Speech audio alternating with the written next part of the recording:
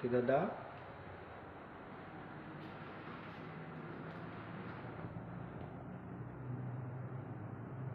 આ બંને ટાઈમ અલગ અલગ છે.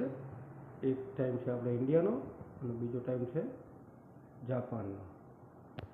તમે જોઈ શકો છો જાપાનમાં અત્યારે 3:05 બાકી છે અને આપણે ઇન્ડિયામાં 11:30 બાકી છે.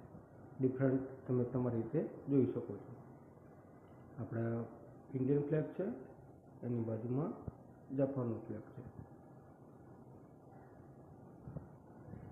આ કામ કરવા માટેનું છે અને કોન્ફરન્સ હોય ત્યારે આ ચેર આપણે યુઝ કરીએ છીએ.